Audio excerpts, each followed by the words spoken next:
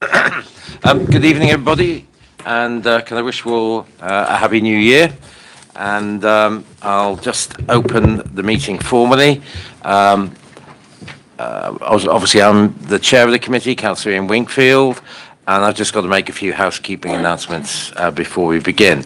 There are no planned fire alarm tests this evening. If you hear the fire alarm, please leave by the nearest fire exit and make your way to the agreed assembly point, which is at St John's Churchyard off Druid Street. Council security staff will be available to direct you. The public toilets are located off the main reception area. Please switch your mobile phone to silent whilst in the meeting. The meeting is being live streamed to the Southwark Council YouTube channel. The recording of the meeting will also be viewable on YouTube once the meeting has finished. May I remind members to raise your hand if you wish to speak, and please wait until I've given you permission to speak before contributing. Furthermore, when the chair speaks, other members should stop speaking and not interrupt the chair. Members can ask questions on any of the issues under discussion and make recommendations on them. Could members and officers also ensure that they keep the microphone close when they speak directly into it, and because we've had issues at previous meetings about sound levels. A copy of the Council's protocol for reporting and filming is available on the Council website, and members of the public are welcome to record, screenshot or tweet the public proceedings of the meeting. So without further ado, I'll open the meeting up. First of all, apologies. I have received apologies from Councillor Suzanne Abacha, Councillor Esme Hicks, Claire Williams, one of the co-opted members. Are there any other apologies anybody wishes to give? Councillor Chamberlain has to leave early, so we go for that. And also congratulations to Councillor Chamberlain. He's now a member of the National Liberal Federal Council, is it, or whatever they call themselves. So yes, we're in liberal aristocracy as we speak. No, I wasn't opening out for debate, Richard.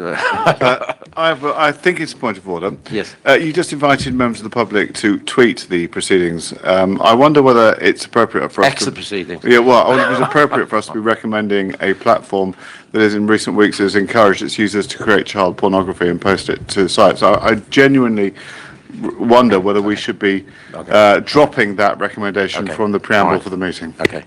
Well, I'm sure the Chief Whip will take it up on our behalf. Right, confirmation of voting members. Would voting members please introduce themselves when I call your name? I've already introduced myself. Councillor von Wiese. Irina von Wiese, Councillor Boren Bankside and Vice Chair of this committee. Thank you very much. Councillor Brown. Councillor Brown of South Bermondsey Ward, also Chair of the Education and Local Economy Scrutiny Commission. Thank you. Councillor Chamberlain. Good evening, Councillor Fitzchamberlain, Borough and Bankside Ward. Thank you very much. Councillor Johnson. Councillor Laura Johnston, Chaucer Ward. Thank you. Councillor Leeming. Councillor Leeming, Dulwich Village Ward. Thank you. Councillor Ottery. Councillor Ottery, St Giles, Camberwell Ward. Thank you. Councillor Roberts. Councillor Bethan Roberts, Rotherhithe. Thank you. And finally, but no means least, Councillor Seaton. Councillor Martin Seaton, North Wolf Ward. And good evening, sir. Oh, that's very kind of you. Thank you. Right, let's move on to notification of any other items of business which the Chair deems urgent. There are no additional late items. Item 5 on the agenda, the Council Delivery Performance Plan, has been postponed until our meeting on the 20th of January to allow for the Cabinet Member and the Chief Officer sign-off on the report.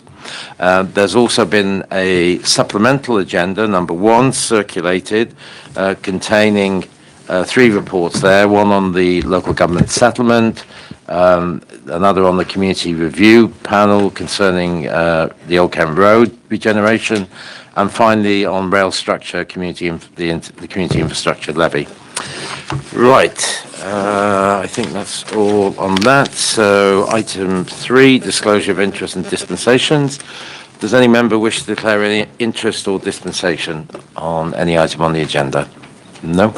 Thank you very much. Item 4, the minutes of the meeting held on the 11th of December. That was the call-in. And then the one on the 11th of December. And the 11th of December will be available at the next meeting on the 12th of February. Is that correct? Yes. Yeah, good. Okay, item 5, we already said will be considered on our next meeting on 20th. Item 6 is the budget local government settlement. For this, we have a report on the budget local government settlement from Councillor Cryan. Unfortunately, can't be here this evening, and father's very unwell, so I'm sure she's in our thoughts. But we do have Clive, and Clive will introduce this report for us. Thank you very much. Thank you. Good evening, members. Clive Pelfman, Strategic Director for Resources. Members will recall I was here less than a month ago, where we had a good hour or so going through the pre-settlement projections that we presented to Cabinet during December. Since we met then, we've had the provisional settlement, which arrived, as it always does, a few days before Christmas. I think when I spoke last time, I outlined what was quite a concerning position for Southwark, given that the settlement potentially wasn't going to be kind to London and inner London in particular. And whilst I guess I'm slightly pleased that our projections were reasonably accurate, but still disappointed, of course, that now we've received the settlement, we don't end up a million miles away from where I was projection would be in any case. So, in many ways, that, as I said last time, is an opportunity for us to sharpen ourselves, look at some of the technological advancements that have happened over recent years, work more collaboratively with our partners to drive better value for money for our residents and tenants, notwithstanding there is a sizable sum of money that the organisation will need to save over the remaining part of this decade as we move ourselves up to 2030.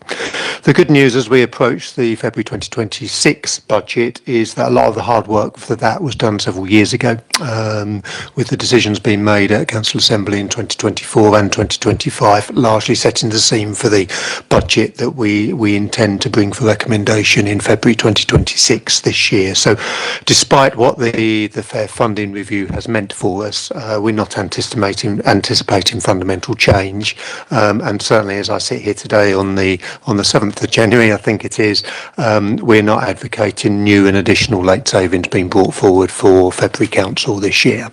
So that stands. However, the work, of course, does need to start in terms of how we balance our budgets as we move forward, and I'll be working with officers and bringing that to these sessions and others over the course of the new financial year as we lead up to be what could be quite a difficult February 2027 budget setting, which again I intend to do for over the period of 3 years, a sort of a 3-year budget, so to speak. You can expect that year. So little change in February 2026, but that masks a lot of work that will happen behind the scenes leading up to February 27. And of course, we'll work with the chair of this committee in terms of how we want to engage over in scrutiny in the most appropriate way at the most appropriate times.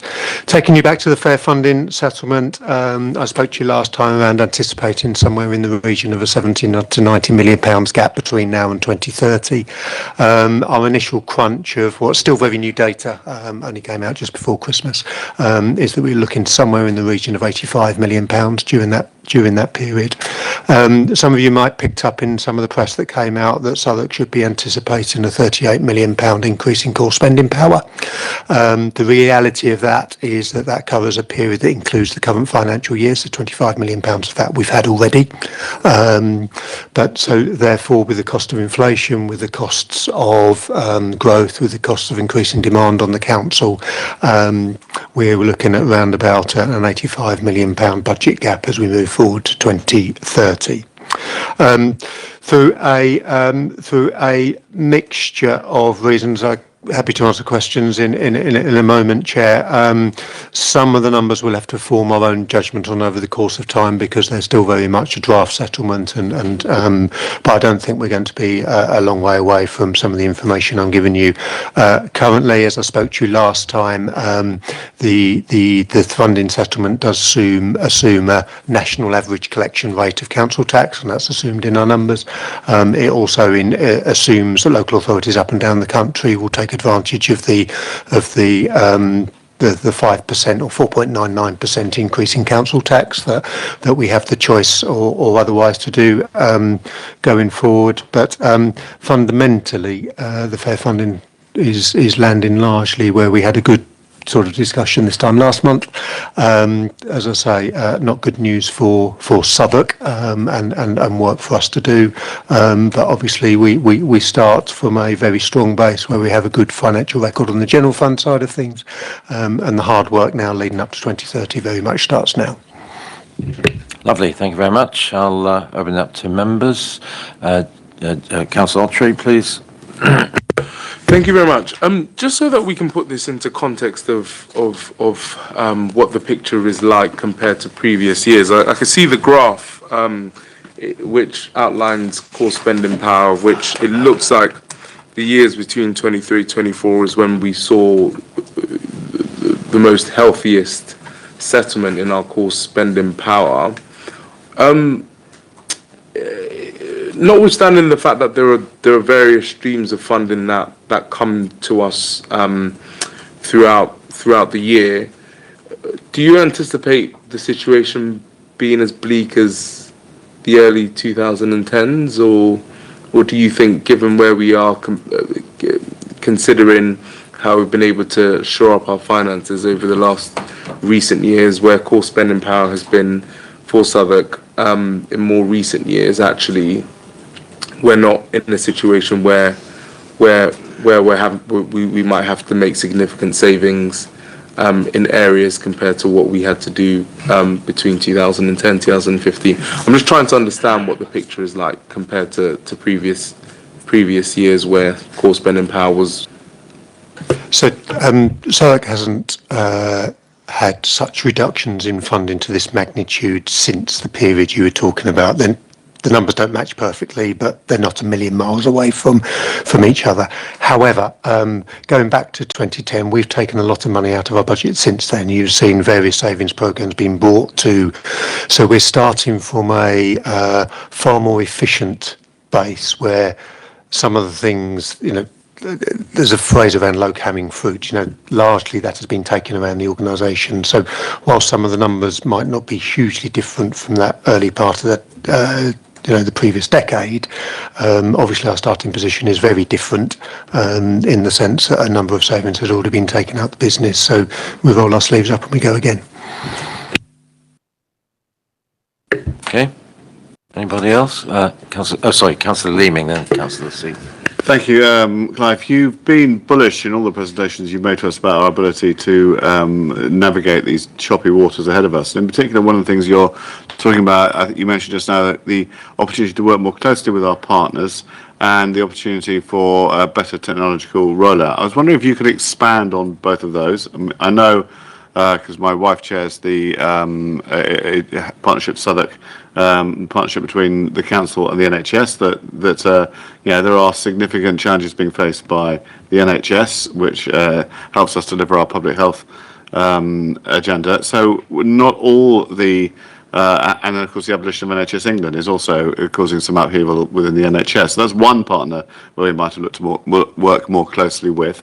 So what can you shed more light on those improved partnership working opportunities, and expand a bit more on the way you think we can use technology more to make us deliver our services more efficiently? Yeah, I mean, caveated with the opening phrase, I don't want to speak for colleagues who will be working up solutions and options over the course of time, and we'll bring them to you. My view would be that predominantly our, cohorts within our communities who depend on public service are less ambivalent in terms of, is it delivered by the council, is it delivered by a health service, is it delivered by a probation service and such like. So a good quality, joined up, collaborative public service for Southwark, I believe, is what our community is really demanding, rather than necessarily we require the council to deliver this element of it. We require health services, GPs to deliver that part of it and such like. So that strategic oversight, I think, is a genuine opportunity to us, coupled with the fact that what we didn't have, going back to Councillor Koch's question, is some of the advancements in AI, handheld devices, the ability to deliver some of our services there rather than coming back or, in the community rather than having to come back to the office and then deliver it from there. I think there's a genuine opportunity as we digitise our way to lower cost, except, and of course, some of our services, of course, have to be delivered through more traditional routes, as the case may be. So I think there are areas where we are uninvested. I think there are some areas that we haven't explored over the course of time, and I think there's genuine opportunity for us to reduce our costs, but also improve the quality of outcomes at the same time. Can you say what those areas are? To the council, I'd rather not, in the sense of, colleagues around the council are well cited on. So yes, I'm bullish. Yes, but I also accept it's a big number, and there'll be some difficult decisions we have to make, and that's a given. Yeah, colleagues are really busy elsewhere in the organisation defining what those services are. So I think it'd be inappropriate for me to come to you today and say, well, actually, that service we're going to digitise and we deliver it through that route, or that service, we might have to look at service provision and how that might work through going forward. But because those are the conversations being worked up by those far more expert in those fields than me counting the numbers at the end of it. But certainly in the digital space, we are very active with the opportunities that AI can bring for us, the opportunity to reduce demand before it presents itself, and the opportunity to target support to prevent more expensive need being created further down the line without the right intervention in place. In addition to that, the opportunity to, as I said earlier, to sort of bring organisations together, whether it's public service, third sector, or otherwise, into a more strategic public service for Southwark communities is again a genuine opportunity for us. Thank you. Just arising from that, I mean, besides the core funding, there's other funding streams that we get from government. Have they been impacted at all? Yeah, I mean, I think there was a slide in our December the 11th presentation to this committee which showed which funding streams were included in fair funding and which stay outside. The majority are now being consolidated into a single government grant that will be the fair funding settlement that we now have. So, and that's something the sector's been calling for a long period of time, because it was becoming very confused with a number of different income streams coming into the council, which were being announced at different points in the cycle, which sort of limited the certainty that we could place to how much money we would have. So, I do welcome the consolidation. I would obviously like the number to be a little bit larger. So since December then, and since this announcement, though, have they been impacted similarly or not at all? But I think the charts Tim showed which funding streams have been consolidated into now the single number we're going to get every year. Okay, all right. Yes, Councillor Seaton, please. Thank you, Chair, and thank you, Clive, for the presentation. Can I just refer to page 3, paragraph 9, council tax, where you highlight that you're more cautious as to growth of council tax, and I can understand why. But just for the purpose of this meeting, if you could just clarify why you're more cautious than government, and I may have a follow-up based upon how you respond. Thank you. So if I can direct you, Councillor, to the graph above. So those orange lines up until 2025-26 show what our increase in council tax income has been going back to 2016. Now the latter three orange bar charts, 10 million, 11 million and 12 million, show what the government are expecting us to collect additional in 26, 27 and 28, and you can see from that very obviously that those numbers are far higher than what we've been collecting previously. And given that firstly, obviously we're going to be capped at a maximum of 4.99%, so it's not like we can charge more. And secondly, at Cabinet yesterday we approved the council tax base, which is recognising the slowdown in the market, where we're not growing the number of homes quite as quickly as what we have done in previous years. My view would be that those numbers in the latter end, the orange bars, are somewhat optimistic, and I'm a realist. I'd rather plan for what I expect to have rather than artificially setting income lines that are too high and then we spend the next 3 years chasing our tails.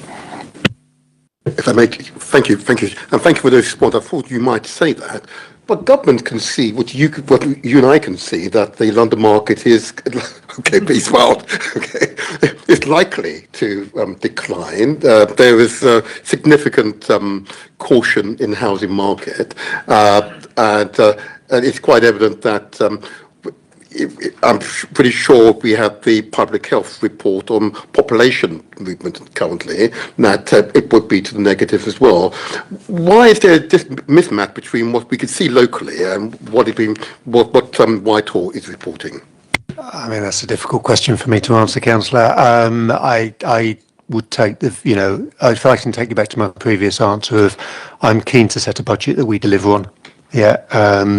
So yes, of course, I'm going to be naturally prudent, but I think that those orange lines probably illustrate where some of my concern is arising from. Okay, I've got Councillor Chamberlain and Councillor Brown. Thank you, Chair, and thanks, Clive, for the report. It's a very sobering report. Outlining so explicitly that the council will have an £85 million black hole in its budget over 3 years is worse than it has been at any point in the last decade of the Tory government. So, things are not getting better at the moment. And I'm grateful that you clarified that some of the misinformation that's been out there in the media about, a £38 million boost, because that isn't correct. And I think it is disingenuous to be putting out facts like that into the public domain right now. And I think my question is about how we as a council are going to communicate the serious decisions we're going to have to be making over the next few years about what the implications could be to council services and how residents will be impacted by them, and making sure that we have, we've learned some of the lessons from the last decade and a half of austerity about how we do take residents on the journey about what needs to be done to get the budget into a place where we can be confident. And I think, just picking up further on Councillor Leaming's point about, you've talked about the fact that there will need to be £90 million of savings made. We've talked about transformation every year that I've been a member of OSC, and that's been for the last 8 years. What are we going to do further? What does that mean to a member of the public? Does that mean job losses potentially? Does that mean council services being reduced? Does it mean further outsourcing? Yeah, I mean, if I may, Councillor, I wouldn't describe it as a black hole. Every organisation has its financial challenges, and we will work through it collaboratively as the organisation we are to ensure we balance our budgets. And the nature of local authorities means, by statute, we have to balance our budget every year in any case. But I understand the tone of the question. So in terms of in terms of transformation, a good example I can give, I'm sponsoring at the moment, it's really boring. It's the Enterprise Resource Programme, but it's predominantly the replacement of our financial ledger and our HR system. I was genuinely surprised when I came to Southwark when I inherited this system that was implemented in 1999. Yeah, so a lot of our working processes around that are 1999 style, very cumbersome, slightly slow. So, with a quarter of a centuries of technological advancements with the new SAP system that we've now procured, the opportunity to not only drive savings through that, but actually to then drive greater efficiency of the work that our officers do, and then release them to do more value-adding work elsewhere, which drive out cost elsewhere, is really, really attractive. So I think there will be an element of, let's call it savings for now, that is work we would have done in any case. That said, of course, it's a big number, and some of it will lead to some difficult decisions. Transformation you asked for at the moment, there's 3 big programmes on at the moment, one about how we manage our commercial estate and our office estate. There's one around how we work in with our third-party spend partners. There's another one around income to the council and how we're a little bit more collaborative as an organisation in terms of how we achieve income. Obviously, there's 2 main ways in which you balance the budget. One, you reduce your costs, savings. 2, you increase your income. So there is a lot of collaborative work going on at the moment. I think potentially on the draft agenda for the 19th of January, where we talk about the budget in a little bit more depth. Some of my colleagues will be here who are talking about some of the work we'll be doing in the transformation space going forward. So that might be an opportunity just to delve into that in a little bit more depth. Could I just pick up the point about the comms though? Because how are we having this conversation with our residents? Because I think that is something that I didn't quite get from your answer. That's because I didn't answer it. Sorry, Councillor, I forgot.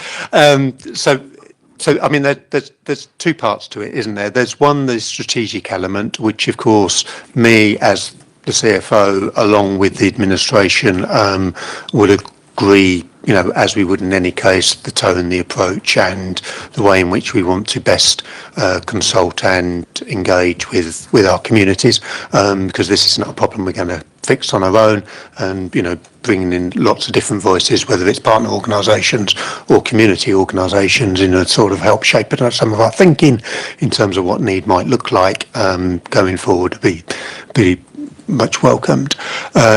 Secondly, you know, the organisation has been taking out savings for many, many years now, so there's a fairly tried and trusted method in terms of quality impact assessments and the such like for individual savings lines, in terms of how we engage more specifically about specific savings with specific impacted groups going forward. So that will continue. As I said earlier, I do intend to follow through on the 3-year approach, because I think that enables us to be a little bit more transformative, a little bit more strategic, and be a bit more sort of strategic in the way in which we approach. You know, you can drive out larger numbers if you're doing it collaboratively over a period of time, and I think that will just enable a rather clearer message, however we choose to present that over the course of time, rather than coming back every year for lots of smaller savings, in which case the messages very quickly get very confused. Just going back to the first point, at the last meeting, we had the annual workforce report. I think you'd already left by then, but Ben Plant there basically made the same comment that you made in relation to HR and the fact that they were still working with systems from the 1990s. And obviously that really, besides sort of tying people up in unnecessary work, it also creates delays within the system as well, which is something that we don't want. Right, sorry, Councillor Brown. Thank you. I know you don't want to say too much about where savings or income might be generated, but I think I heard you say something in your overview about businesses and perhaps an opportunity to raise income there. That would be a concern. I think if I was a business seeing the press around this at the minute, I'd be thinking, oh, here we go again. It's likely that business rates are going to go up, and I think a lot of local businesses have had to shoulder the burden of these kinds of financial changes over the years. So can you comment on whether kind of a similar equalities framework of some kind would be applied to businesses and kind of income generation through that route? Obviously, we've got a lot of quite big, wealthy businesses, particularly in the centre, well, the top of the borough. I'm thinking about those in the south who might be a bit worried about what's to come. Yeah, I think any comments around businesses are more around business being part of the solution rather than necessarily just being seen as a cash cow for paying more. So, you know, being good local employers, paying local London living wage, engaging in our Connect to Work programmes to make sure that we're creating good, fulfilling careers for our local youngsters wanting to get into work and the such like, working with our schools and colleges and some of the skills. Nick's not here, but some of his colleagues are, in terms of some of the work we're doing with our local economy team in terms of creating a locality where businesses want to come to Southwark to base themselves, and then utilising the talent that we've got within the borough, rather than, you know, people are travelling into work and then travelling home again and the such like. So I think businesses have a key role to play, and I wouldn't want that to be misinterpreted in terms of we're just going to ask them to pay their money. We will ask them to pay their business rates, of course we will, but beyond that, I think they've got a more strategic role to play in being part of our borough. I've got Councillor Von Wiese. Thank you, Chair. Yeah, just a quick... Thank you, Clive. And just a quick question regarding income, further to paragraph 9 on page 3. So I understand that the council tax estimates and your projections are slightly less optimistic than the government projection. So there is a gap there. But you also, I think you said something that it was predicated on the assumption that you would have an average collection rate. Is that realistic? Are we average? What can we do to improve the collection of council tax? Yeah, so I think the income element of your question goes back to the answer I gave to Councillor Seaton in terms of how some of the government projections aren't quite aligned with our own projections, but we'll work those through over the course of time. They never match perfectly in any case.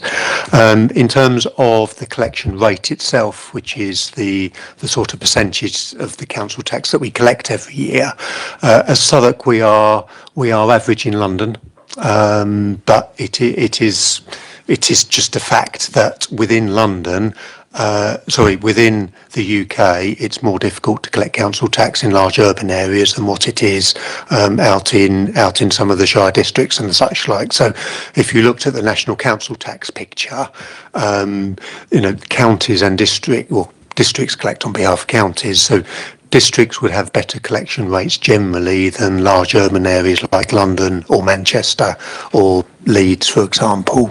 But within London, we are average within London. Yesterday on the council tax base report, we set a council tax collection rate of 96.5% in the paper, and that reflects our performance this year. I think we discussed it a couple of years ago here, Councillor. That's about 1% or so up on when we had the conversation. I can't remember if it was last year or the year before. I remember when the levels were nearer 90% than 96, or probably a bit less than that even. But anyway, there we go.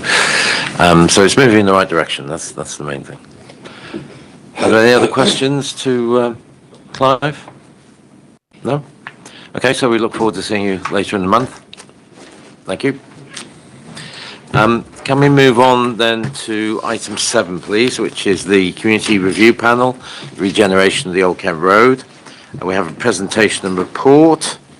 Unfortunately, Councillor Dennis can't be with us here this evening, so I'll just hand it over to officers if you just want to introduce yourselves first of all, and then make the presentation. Thank you very much. Thank you, Chair. Yeah, I'm Tim Cutts. I'm Head of Regeneration for Old Kent Road. Hi, and I'm Colin Wilson, Assistant Director for Strategic Development.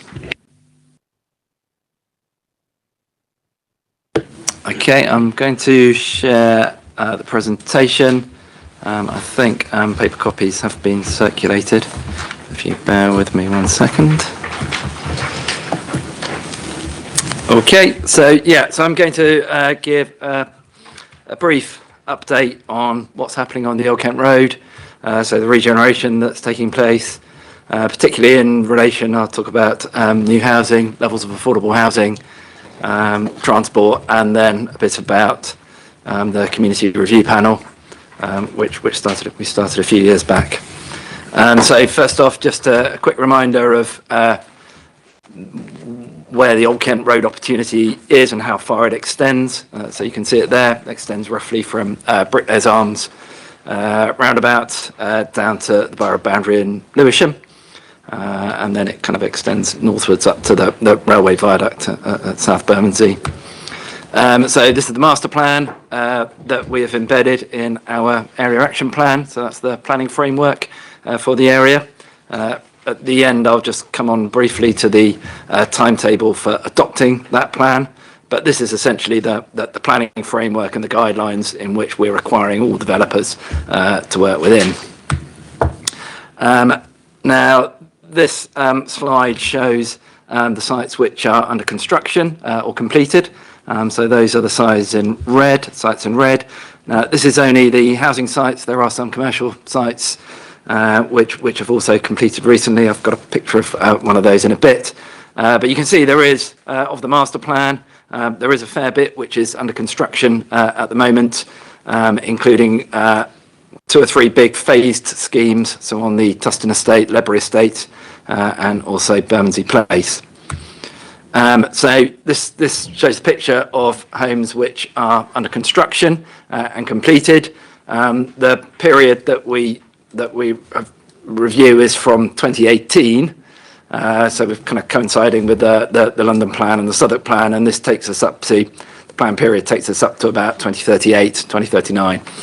So at the moment, there are 3,258 homes under construction on the Old Kent Road, which in the context of London is very good. There aren't many other opportunity areas, I don't think, which have got that level of construction. Total of affordable homes, so that's 1,980. So that's 57% of all the homes which are under construction. 57% are affordable, and that doesn't include replacement social rented homes, which have been built on the Tustin and Ledbury estate. If you do include those, then we're up at about 60%. So more precisely, social rent homes, so there are 1,343 social rented homes under construction. That includes new council homes, and that's 35.8% of the total number of homes. And intermediate homes, and that's a mixture of shared ownership homes and some discount market sale, some London living rent, and there are 637 homes under construction. So the target in the Southwark plan, we require 35% of new homes on development sites to be affordable. So you can see we're running significantly higher than that, with 57% being affordable.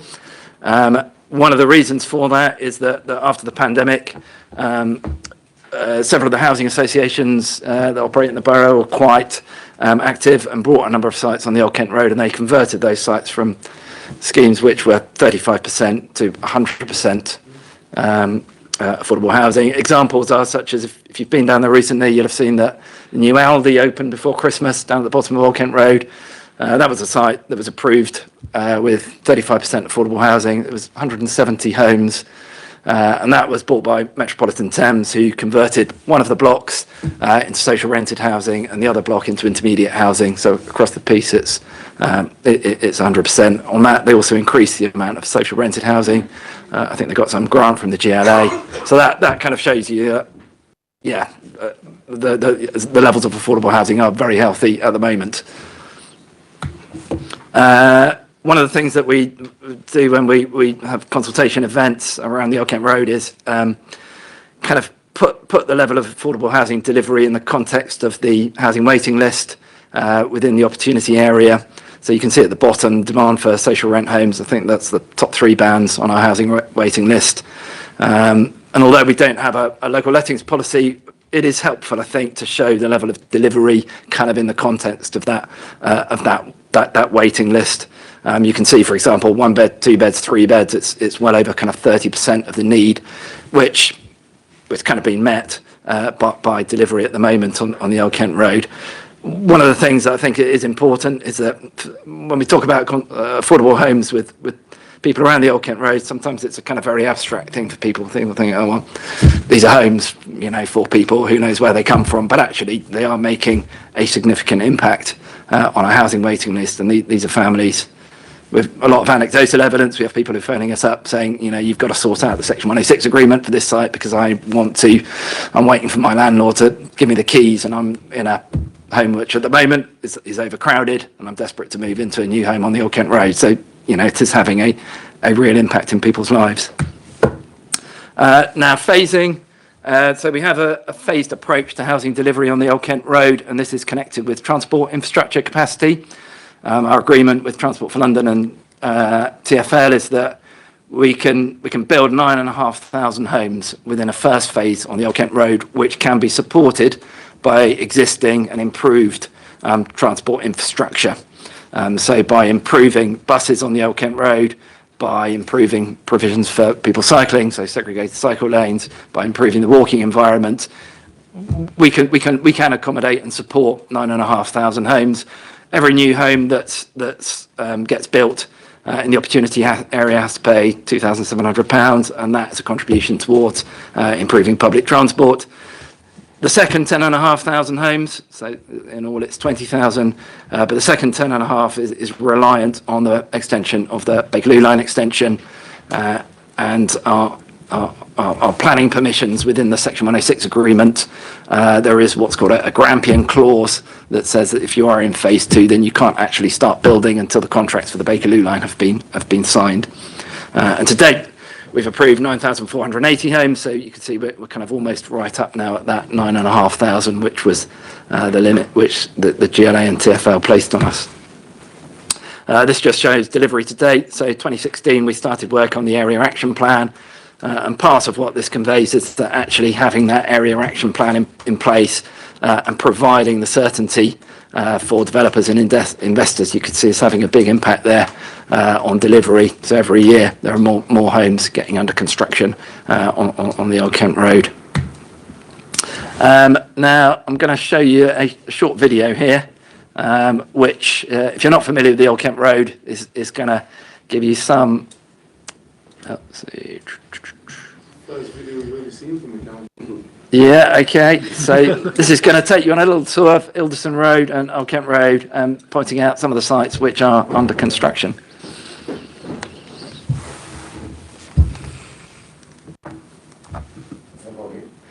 There's no volume. We haven't set it to music yet. That's coming. That's coming.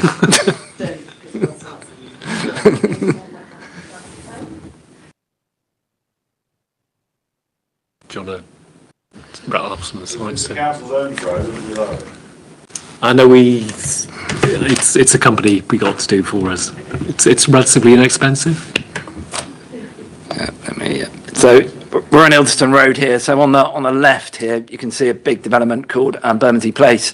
It's been developed by Barratt Homes. The site is 40% affordable housing. So the taller block is private homes, and the lower C-shaped block, which wraps around the amenity space, is about 25% social rented and 15% intermediate.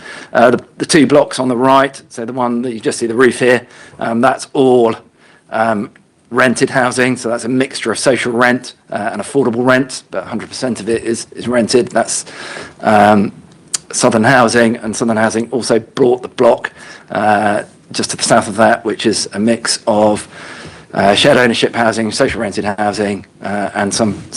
In fact, there's no private housing in there at all anymore. It's social rent and shared ownership. Down at the bottom, the building that we'll come to in a second is phase one on the Tustin estate. So Tustin estate, we're building approximately 660 or so new homes, and 2/3 of those will be social rent and about 1/3 private, so replacing all of the existing social rent, and then 50% of the additional is also social rent. And on the left side of the street, we'll come to in a second, is a block which is it's two parts. Part of it is student housing and part of it is social rent.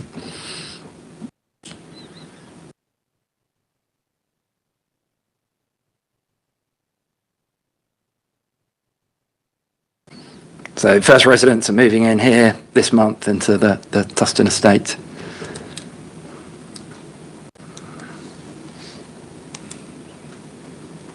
So the block on the left is 58 social rented homes, and then student housing in the southern part of that.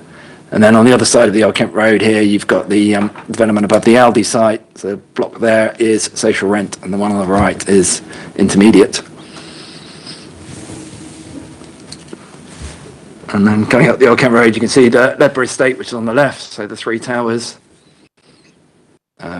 Proposed location of Bakerloo Line Station on the Liddell site, which is owned by the council.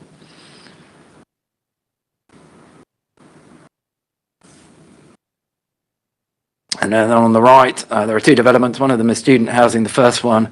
The second one there is called the Becker, which at the moment is 40% affordable housing, so 26% social rent.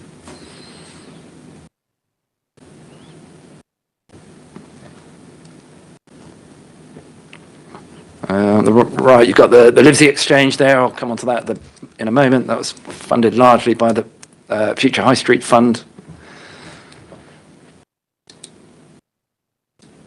So most of the development is in the kind of the southern end of the Old Kent Road.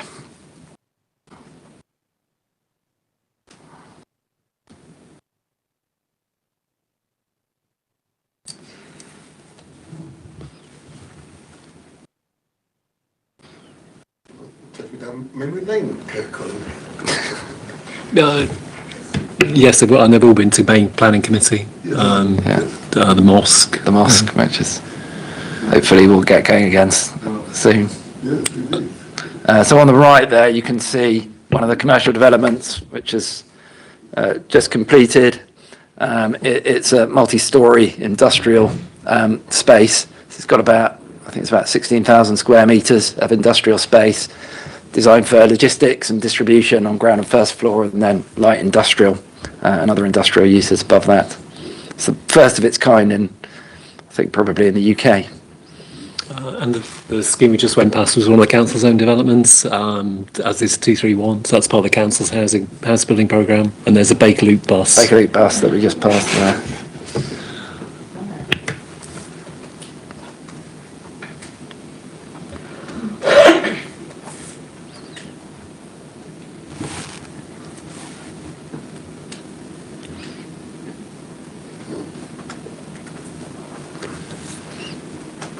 And the Bricklayers Arms flyover, we published a feasibility study for the Bricklayers Arms flyover earlier last year, looking at whether we could decommission it and convert it into a linear park and reconfigure the gyratory there as well. We got some funding from the government alongside TfL, so we did that work jointly. It's not something which is about to happen imminently, but it's something that we think can happen there, and TfL are very, very interested in it too. So that's the that gives you a kind of a brief overview of some of the things that are happening. Just very quickly, these are some of the sites which have been built at the moment. On the right there, 49 to 53 Glengall Road. Again, that was being built by Southern Housing, and I think that one's about 40% or 45% affordable housing. We went there a few weeks before Christmas. Really good. Bermondsey Place Phase 1, it's under construction at the moment. That one is 38% affordable housing. That's Berkeley Homes delivering that. 651, this is Avonton, who are building what was the old Carpetright site. You've got Aldi, 840, the old KFC site at 677 Old Kent Road, and then Hexagon Housing on the right, 634. Again, they bought that site, so that's 100% affordable housing. This is the old KFC site. It's on the left. You've got the image before. You have car park, drive-through KFC, and it's now student housing, a pocket park at the back with a kind of a commercial use on the ground floor. The next door neighbour emailed us about 6 months ago to say that the scheme was beautiful. So it's not often you get that kind of positive kind of response from local people. So that's great. This is the scheme on Ilderston Road, Bermondsey Heights. This is quite unusual too because it's residential built above 2 floors of commercial space. It was designed for kind of logistics too. Again, not many schemes like that in London. Dustin Estate, Ledbury Estate, Phase 1.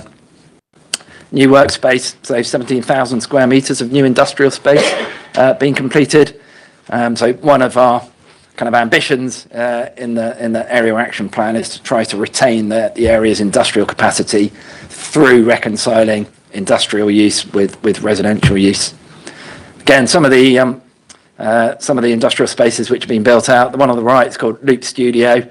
That's a really nice scheme because this was the affordable space within the commercial area. So 10% of the space has to be affordable. This was also a local business who moved in. They were being displaced by the development that they were in. They're a knitting company. So they produce very expensive jumpers that are sold on Savile Row. And then back 2021, we received £9.6 million from the government for Future High Street Fund. We've now spent most of this. So this was on a range of projects on the bottom of Old Kent Road. These are 3 of them. So one of them we're going to be rebuilding the Kentish Drovers mural, which is on the old Kentish Drovers pub down on Asylum Road. We did the railway bridge the year before last. So really great mural on there. Cycle route, so new cycle route crossing the Old Kent Road and on Ilderston Road, which we're doing with Transport for London. Livesey Exchange, so we spent over £2 million of Future High Street funding on building Livesey Exchange. So Phase 1 opened year before last, and Phase 2 should be opening later this year. A new pocket park that we've done all the design work for, so that should be ready to go alongside development next door. This is what we spent most of our money on. So this is what we call the Folgate Estates. So we acquired part of the site So that's the site in purple. We'd already kind of bought the site in red around it. We spent some of the funding propping up the building which is on the frontage. That's a kind of historic Victorian shops and flats, and we propped it up to ensure that it's not going to fall over. Last year, the Cabinet resolved to dispose of the site to Western Homes, and their proposal is to build about 240 homes. 50% will be affordable. They're going to retain the Victorian frontage, and there's potentially to use that as a health hub. So we have agreement with the NHS who would support a new health hub, something about the size of the Harold Moody Centre on the Aylesbury estate to be built on that frontage. So just exactly on the Old Kent Road. That's by Peckham Park Road. Is that right? Is that? That's right. Yeah. It's a bit further down. It's opposite junction with Asylum Road and Commercial Way. Just before you get to the gasworks. Yeah, just after the gasworks. The gas holder is behind it. Yeah, so on the image to the north, you can see the gasworks just on the other side of Devon Street. We also have a programme for both new parks and refurbishing parks. So we've committed a lot of funding now to renewing all of the parks within the Old Kent Road ward and also providing new parks. So these are the three of the spaces that have been delivered to date. So you've got Ruby Street Pocket Park, Peveril House Gardens, Pat Hickson Gardens, and then these are kind of in train. So these are all funded. So Bramcote Park, we hope to get on site in February. Great thing about that is that we've actually bought the park from the Housing Association. So this will become a genuine new Southwark Park. I'm not sure when the council bought a park previously, probably quite a long time ago. So it's a good one there. But the Birding Park BMX track, hoping to get on site and do that later on this year. So renewing that. And then Leighton Square, which will hopefully be a new hub for young people. Brimington Park, again, planning application for that will be going in this year, and hope to get on site on that probably next year. Devonshire Place is new space, new public park. Construction starts on that scheme later this month, and then Tustin Common, which is part of the Tustin estate, and then Livesey Park, which is Colin. Do you want to say a bit about that? So Livesey Park is on the site of the old gasworks. We own most of the land there, so it's a public benefit delivered by the council. The gas holder number 13 was listed in 2019. So what we're proposing is to convert that into an open outdoor wild swimming provision. So it would be cold water swimming. Half of the gas holder is 55 metres across. The pond in it, which is also listed, so it has to be retained, is 15 metres deep. And the idea is it would be naturally filtered through reed beds, so nice and biodiverse. Great for local communities, and we think would have a kind of draw across London. It would be unique, not just in London, but anywhere. So there isn't a historic gas holder with a swimming pool in it. We're currently scoping out the business case and the costs for that. We don't own the gas holder, it's owned by SGN Networks, but as part of the master plan, what they are proposing with the development partners is develop the site behind it for 800 homes, and that would help to pay for at least some of the work involved in refurbishing the listed gas holder, which is quite a local landmark, and it would have quite a nice fit with George Livesey, actually, who designed the gas holder and was the guy who originally set up the gasworks, because he was quite the Victorian philanthropist. So he built the library opposite. He used to teach in the church, Sunday school in the church opposite. He had allotments and a sporting ground on his gasworks. So it's kind of keeping all that theme going. So it's kind of early days, but we think it would be something really unique for the area. Canada Water, of course, we provided a kind of more conventional sports centre, but we think this would be really complementary. Things like saunas around it appeals to people who do triathlons, outdoor sports, and what have you. So that's a kind of work in progress. Can we insist that the Old Kent Road councillors are the first ones to go wild swimming? Well, if we can we can probably time it with an opening in January as well.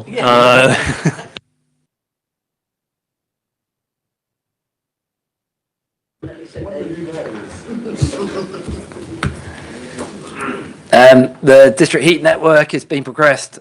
So you may have seen last month that the Cabinet agreed in principle to vary our heat supply agreement with Veolia. It would deliver heat to over 4,000 council homes, and the early works are already completed. So we helped Veolia get it across the Old Kent Road. In doing so, we dug up the Roman Road. You may have seen that in the press. It went all the way around the world. So you can see there, Jerusalem Post, the Miami Herald, they're all talking about the Roman Road that had been discovered underneath the Old Kent Road. It's only just below the surface.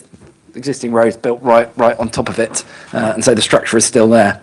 And the first phase of that district heating network goes live this month. And it's connecting to the to new build homes on the Tustin estate. Excellent. The Roman Road is probably in a better condition than the one that's now.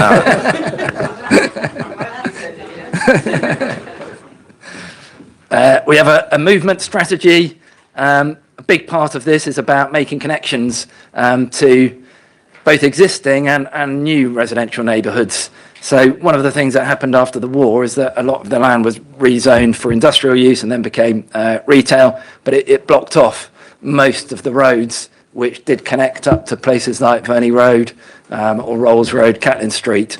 So one of the reasons why the Old Kent Road has kind of struggled in terms of retail and footfall is because the north side in particular is actually very difficult to get to. There are no links into the kind of residential areas to the north of the Old Kent Road. So a big part of what we're trying to do is put those links back in and also create kind of quieter alternatives to going on the Old Kent Road. So particularly, for example, for people walking or cycling, we're looking at creating a new, we've called it a leisure route that is effectively one block to the north of the Old Kent Road. So providing alternatives to going on the Old Kent Road itself. Likewise, on the other side of the road, you know, Asda, Pets at Home, B&Q, they're a big barrier to retail movement. If you live on Friary or Unwin Estate, for example, you've got to go some quiet, circuitous routes back to the Old Kent Road to get to your bus or to get to the shops. So again, what we're trying to do is put in new streets and new routes into these. But the northern part was the old railway freight line to bricklayers, wasn't it? It was, bringing up cattle and things from Kent, and so that's why it tends to be, historically you won't have those links, as you say. So this just shows the you can kind of see the new leisure route there, starting with this goes from Ilson Road, so through the Tustin estate.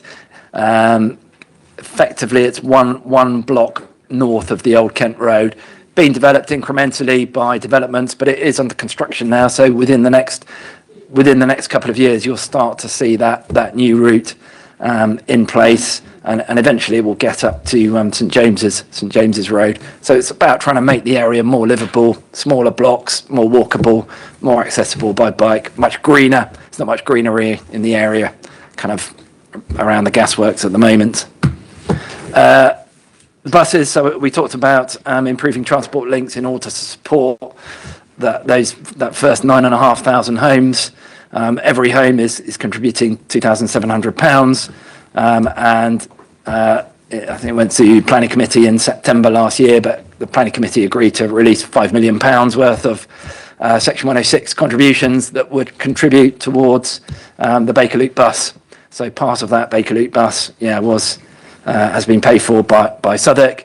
If you haven't seen it, it provides an express bus route between Waterloo via Elephant and Castle, 2 stops on the Old Kent Road, New Cross and down to Lewisham. It's very fast, so everyone who gets on at Lewisham tells us that they get up to Waterloo now very quickly.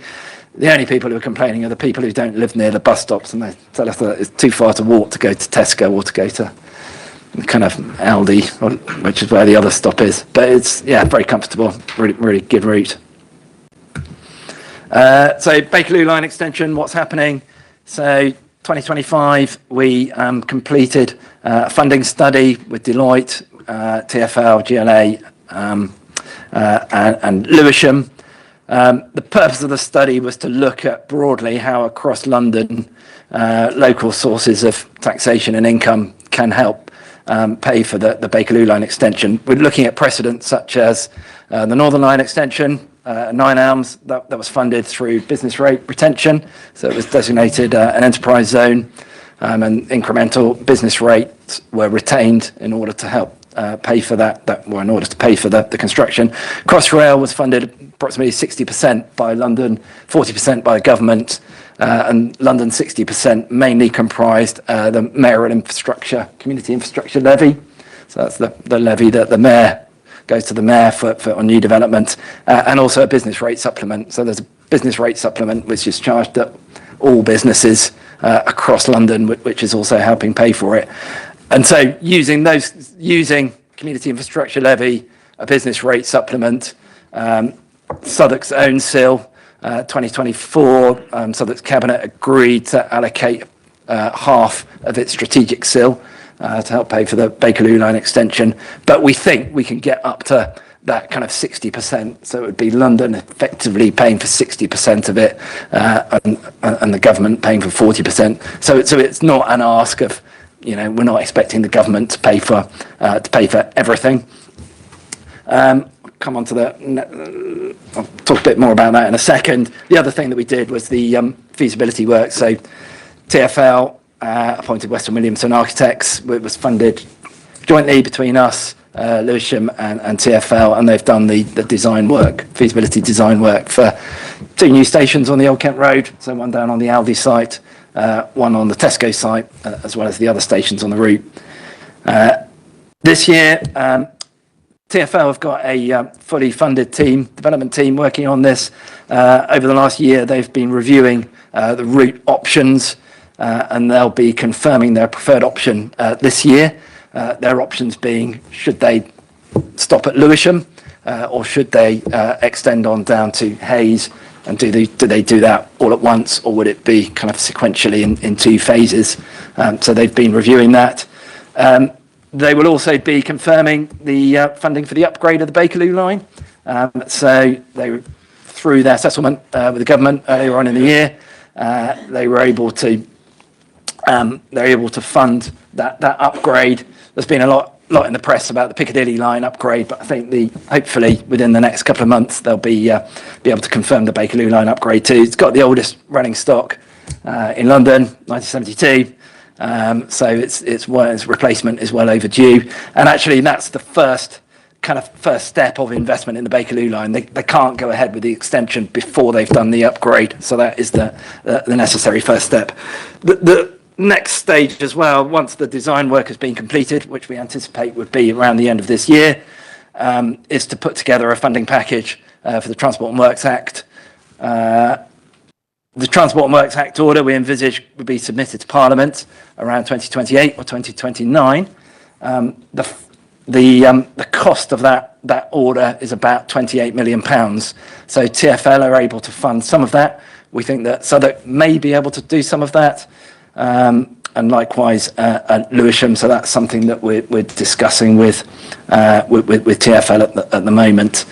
We're not expecting the current government to fund it, and that hasn't been our plan, but we think it is a realistic prospect for a government post 2028, particularly in the light of the funding options that we think would be available to deliver the route. Business case is still very good for it. As I say, the business case from TfL's perspective is still very strong, and that's informing as well their optioneering around the route. And then finally, Community Review Panel and 231 Old Kent Road. Community Review Panel we initiated back in 2020. This is a panel which meets roughly on a monthly basis, and they consider, they look at planning applications mainly at an early stage in the process, so before public consultation has started, before a planning application has been submitted. So it's an idea for local people to get involved right from the outset and to give their views based on their own local knowledge and expertise to the developers. it's been really, really successful. I think there was a feeling at the beginning that people probably thought that they would turn up and say their piece, and then the developer would go away and say thanks very much and probably ignore it. But actually that hasn't been the case. And what we like to do is to take schemes 2 or 3 times, and then that gives an opportunity for the developer to feed back to the panel to say, well, this is the feedback that you've given us, and this is how we've changed the scheme in relation to that feedback, and that's worked very, very well. As a model, it works well. So Southwark had to pay for the setup costs, so recruiting the panel and so forth. But once it's in place, it's more or less self-funding. So a developer, we have a company that manages it called Frame Projects, who specialise in these kinds of things. A developer pays Frame Projects, so that the council doesn't pay for these reviews. It's chaired independently by Gurmeet Sayan, who's been a really good chair. So the developers don't have any say over the report. It's Frame Projects and the chair who produce the report that then goes back to the developer. But as a model, it's worked very well. We set up the Old Kent Road as a pilot with the intention of seeing how it goes. So there is the potential then to look at whether we could use a similar mechanism, similar panel for other developments in the borough. I mean, we haven't just used it for planning applications, we've used it for our own kind of strategies. We did a master plan, for example, for a linear park, and we used it to get the panel's feedback on that. We've also used it to help procure our design team. So when we were looking at procuring a design team, for example, for the Curry site and the B&M site on the Old Kent Road, we got the panel involved right at the beginning, from helping us actually select a design team, helping us score the proposal. So it was about helping getting local people involved, right from the outset, including the appointment of a selection of a design team. We also use, so it takes place at 231 Old Kent Road. So that's a building that we own. It's managed now by the Southwark Young Advisors. So the Southwark Young Advisors use it to run programs for young people, such as the kind of creative art classes that you can see on the right, these kind of training and around enterprise, do one-to-ones and things with local young people. And the intention is, and we'll be setting this up in the next month or two, is that they will also then be able to open the ground floor of that kind of as an exhibition space and as a hub for local people to come and find out about the Old Kent Road. So we've got our big models in there, we've got lots of maps in there, there's information about what's happening. So it's a place that, potentially once a week or once a couple of times a month, people will be able to come in. They'll talk to the young advisors, so we've got to train them up so that, they're able to provide information to people about what is happening, or signpost them to further information. So that's at 231 Old Kent Road. Just finally, a bit about the timeline for the area action plan. So we started consultation quite a long time ago, it's in 2015. So here we are 11 years later. We submitted it to the Secretary of State in November 2025, and the planning inspectorate appointed an inspector last month. The role of the inspector is to hold public hearings on the plans. So it's an opportunity for people to say their piece, give us their views on the plan, and then the inspector produces a binding report for the council. So we have to go away and take on board the inspector's recommendations. We expect those hearings to take place probably in June or July this year, and all being well, we would anticipate adopting the plan. The plan gets adopted by council assembly, and that would probably be in the autumn. Thank you. That's wonderful. There's some very interesting facts and figures there, and certainly on the affordable housing side, very, very impressive. I think we all were impressed with that. Just on, I've just got a question just in relation to obviously the Bakerloo line and the phase 2 element of the new homes planning. I just wondered if there's any sort of wriggle room there, because obviously we've virtually reached capacity in terms of the first phase, as you say, and the demand, as you've also pointed out, is quite great across the borough. And I just, the Bakerloo line, in all intents and purposes, even to get the go-ahead is going to be a little while coming, and the physicality of it will be an even greater, longer period. So I just wondered, between then and now, is there some sort of, we can sort of release some of that phase 2 element so that we can get new homes built? Because I think it would be a crying shame, and certainly it wouldn't put the council in good stead if we didn't try to do that at the very least, because we all know the pressures on the housing revenue account and the need to find new accommodation in the borough. And there's sites going begging here, and if they're just being held back because of this sort of potential second phase, once the Bakerloo line extension has been agreed, I think we're sort of, we're cutting our own noses to spite our face effectively, and it wouldn't play too well with the wider public, I don't think. So I think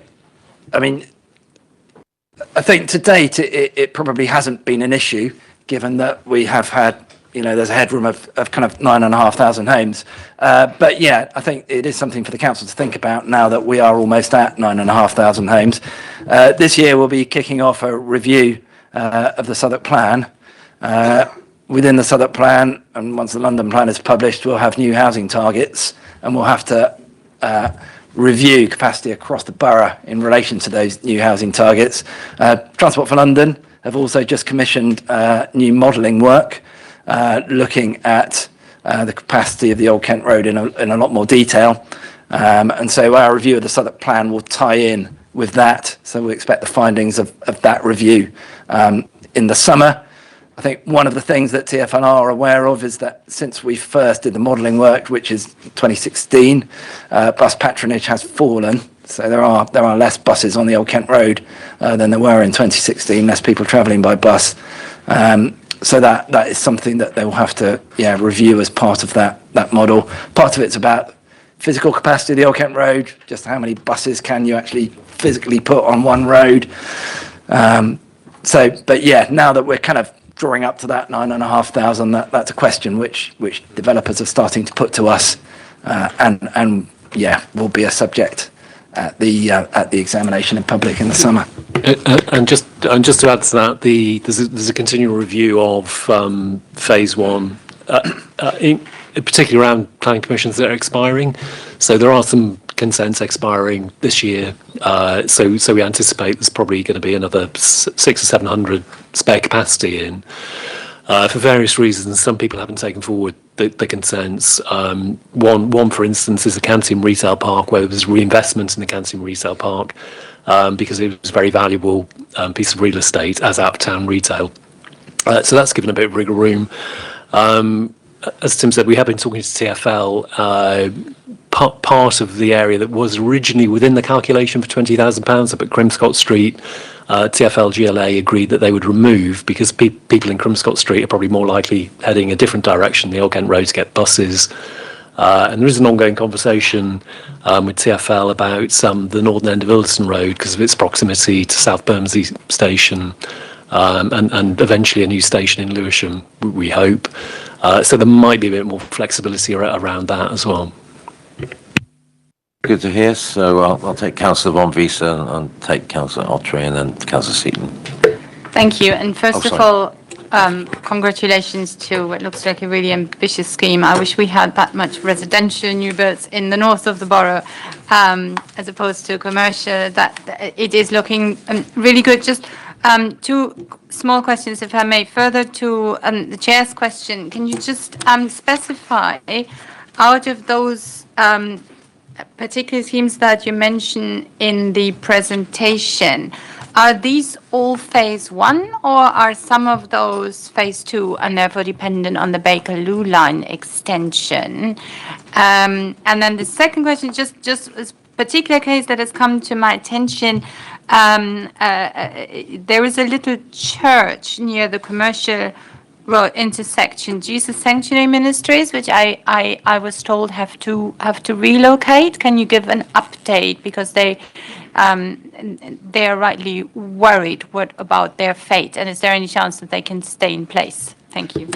Okay, I'll do the residential question first, and then Colin can cover Jesus Sanctuary Ministries. So, so we've got, there are two schemes which have got approval, which are in our phase 2, which can't start at the moment because of that can't start until the Bakerloo line contracts have been signed. Obviously, all of the sites at the moment that are under construction are in our phase 1, and there are about 9,400 homes in total in phase 1. The phase 2 homes then are beyond that. As I said, there's 2 of them, and they can't start yet until the Bakerloo line contracts are signed. They're not in the presentation. The 2 which are in phase 2.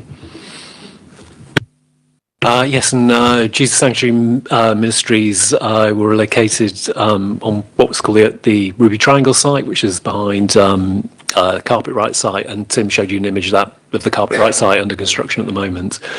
So Jesus Sanctuary Ministries, we probably spent the better part of the last 4 years trying to find a home for them in the Old Kent Road. They were given accommodation 4 years ago on the Old Kent Road in the site, the Edwardian building next to the Carpet-Right site. That was rent-free, and the developer also paid to redecorate, recarpet, fix central heating, and that was all paid for by the developer. We then sought to get a lease arrangement between the developer and JSM, and for various reasons, the 2 parties could not get into an agreement. We couldn't oblige them to do that.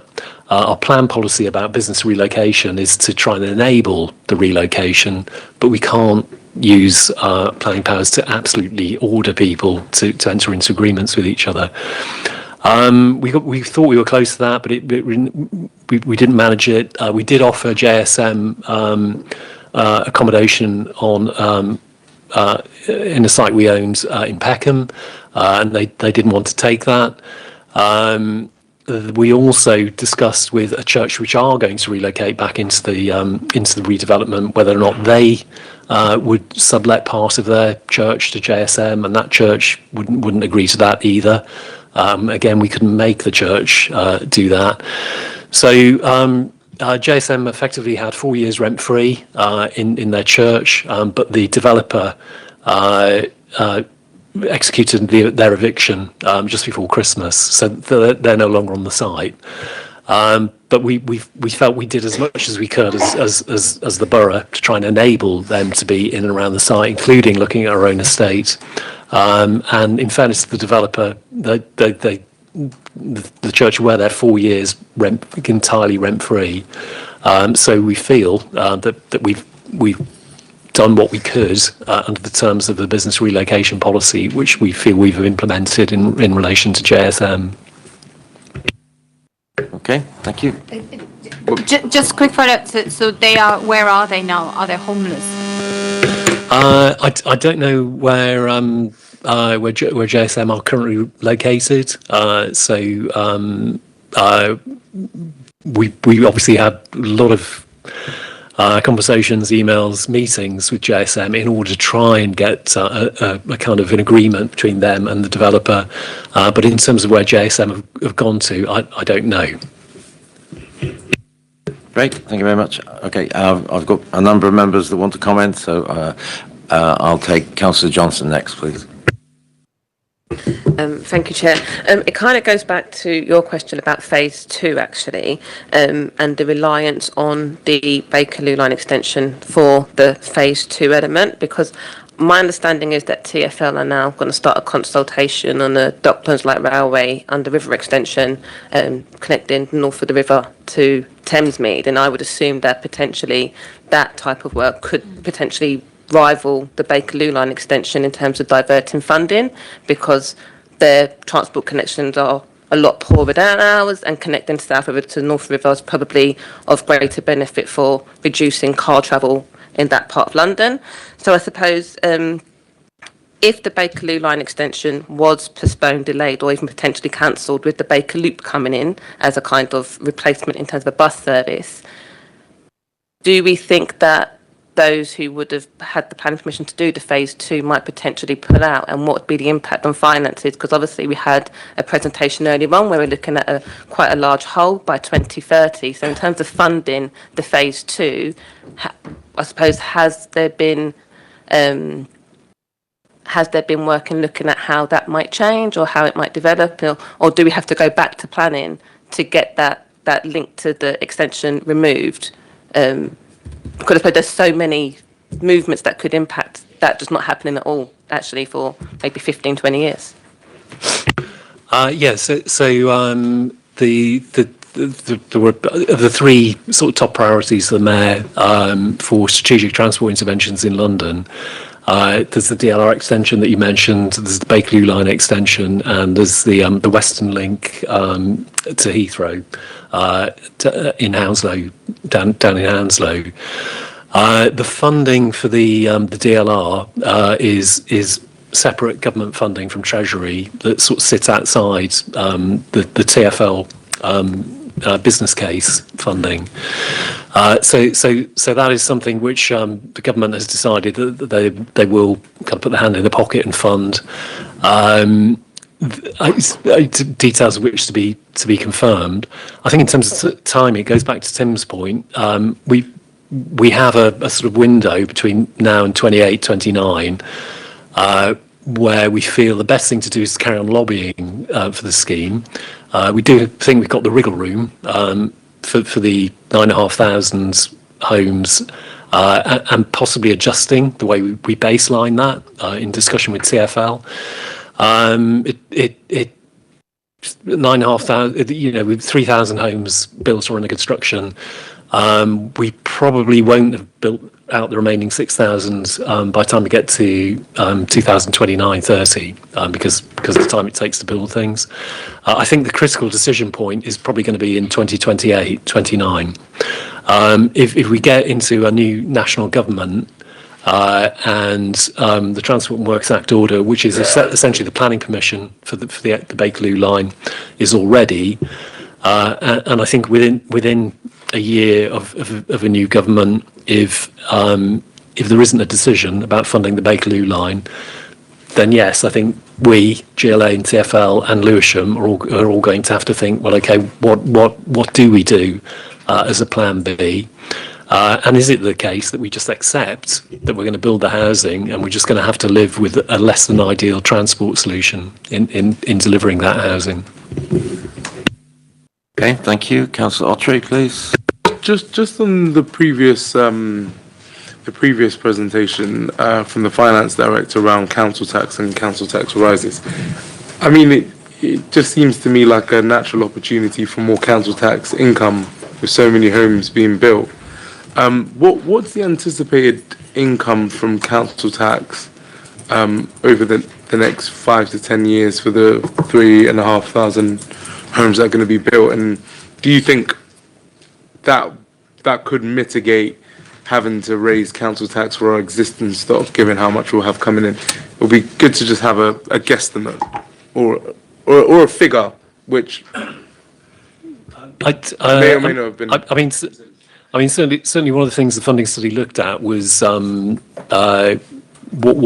the impacts would be on assumed council tax receipts, but also business rate receipts, and probably, and certainly what we had in mind was a similar funding solution to the one for the Northern Line extension, which was designating an enterprise zone and then retaining more of the council tax uplift than the council does at the moment. Sorry, not the council tax, the business rate uplift than the council does at the moment.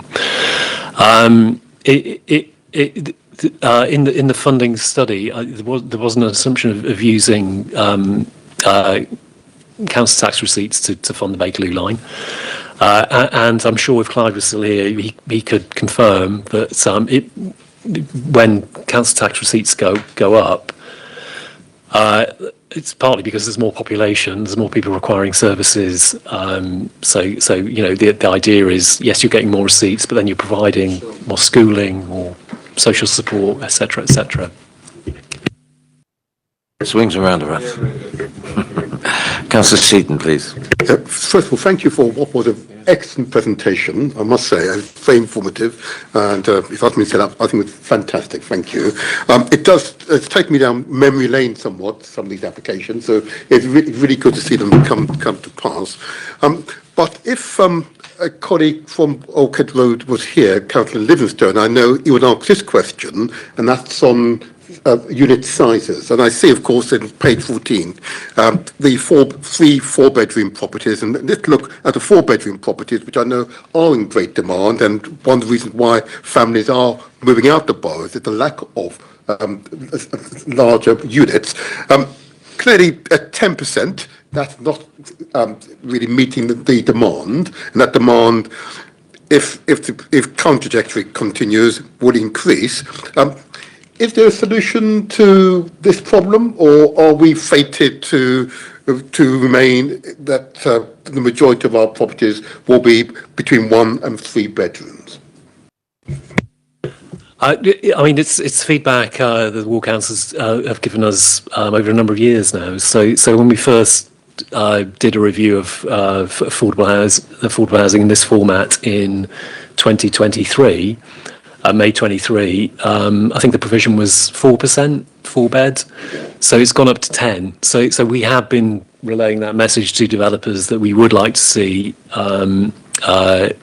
4 bed units or larger in developments.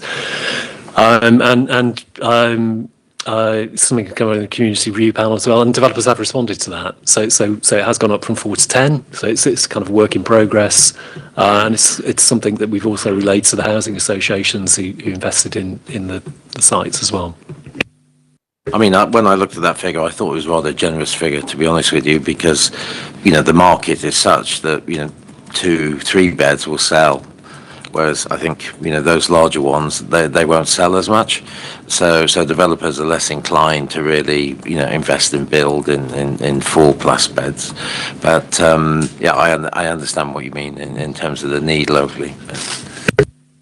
If I may, Chair, I acknowledge what you say, and I acknowledge that the originally was much lower figure, but the demand is still there. The demand is growing, and are we just simply accepting that those larger families inevitably will have to move out of Southwark because we're not going to accommodate them? I understand the economics around it, but there is a clear demand, and we are closing schools because we're not able to meet the needs of families, and this is an aspect of it that. In my own ward, I've got a significant number of families who are overcrowded. They have teenagers and young primary school, secondary school students in the same bedrooms of different genders. So it's a real problem for us, and unless we take a position on this, that we are more family-centred, I suspect it will be a recurring theme. Yeah, I think it's a niche aspect, to be honest with you, because, I don't think it's affecting that many families across the borough. And also, I think, one has to take into account the larger the families, the larger the potential for particular needs as well, which means you would have to have more specialist type of accommodation. So it's a rather bespoke area, I think, which I say is very cost intensive. So, but it is something the council has to address. But I don't think the developer model is necessarily the one to achieve it. I think we're going to have to look outside of that in order to do it. But that's way above my pay grade, as you know. But there we are. Councillor Leeming. Thank you both for what was a very interesting presentation. I have a 13-year-old who spends quite a lot of time on Minecraft, and I'm looking forward to taking him through this tomorrow morning. He certainly very much enjoyed the Baker Loop bus down Old Kent Road as one of the, I think, one of the early passengers on it, and if not on the first, one of the first runs. Anyway, I mean, I'm going to stay with transport because I think what you said about the routes across the Old Kent Road are actually really interesting. I stumbled across the new cycle route into Ilderton Road quite by chance a couple of weeks ago, and it was really quite impressive. But this is my point. It disappears straight into a park, and then suddenly it stops. And so I was wondering, and then a bit further down the road, between Glengall Road and Odd Street Road, there's a private industrial estate, which sometimes you can cycle through and sometimes you can't. And that actually makes that bit coming down from B&Q and Asda back down towards Burgess Park and the Surrey Canal really quite hard to access. So I was wondering how much this was tied in with the delivery plan for Streets for People to sort of keep opening up that. So things like this, really good crossing of the Old Kent Road at Ilton Road, when it suddenly stops when you go into a park after 5 metres, and the things like Osprey Road, how much you're bringing that into mind? So the what's being delivered at the moment is a first phase that we had funding for, but eventually the that route will connect Queen's Road with Quays. So it will connect that whole stretch. So it will go beyond Irvington Park eventually, and on the Osprey Road, the land there is in private ownership. And because of the way the land was developed and those units were sold, we don't expect that it would be brought forward for development, because you've got lots of, basically each unit has got an individual owner-occupier on it. So we're not necessarily in control of whether that route could stay open or not.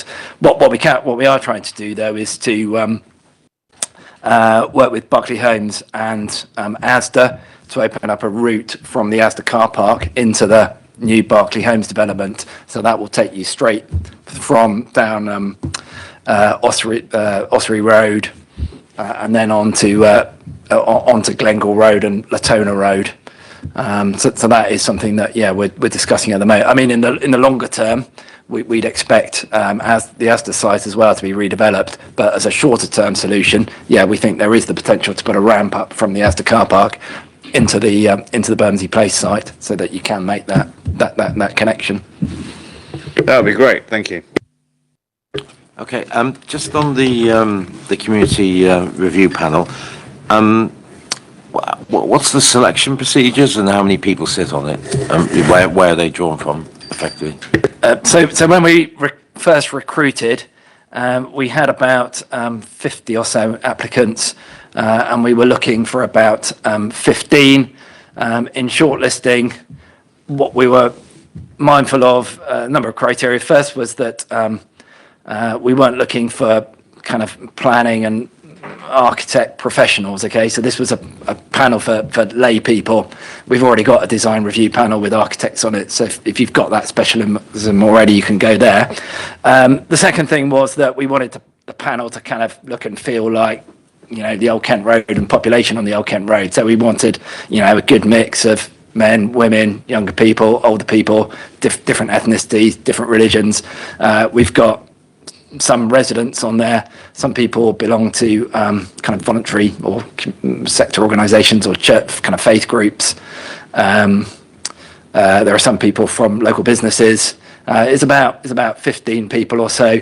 We also wanted people who were willing to who wanted to engage kind of in a constructive dialogue with other people on the panel, and so to kind of help understand that, we held some mock sessions at the beginning just to kind of understand like relationships between people. So what we didn't want necessarily was people, with a very, very strong preconceived idea who would, without even looking at the plans, would tell you that it was wrong and would, keep talking for 10 minutes. We wanted people who were actually looking at the plans, looking at the proposals, giving their view on that, prepared, wanted to listen to other people and kind of talk to other people about it. So, that was it. That's reassuring. So, thank you. We've met a few people like that over the years. So. Good. Okay. If there's no more questions, I'd like to thank you both for coming. And this is excellent. Excellent work, excellent presentation, and onwards and upwards, as they say. So, thank you very much. Shall I? Sorry about this, Neil. Shall we take a 5-minute break before the next item, or do you want to keep running on? I know. I'm just throwing out there because we've been at it for an hour and 40 minutes. Yeah, we'll have a 5-minute break. Yeah. Sorry, Neil.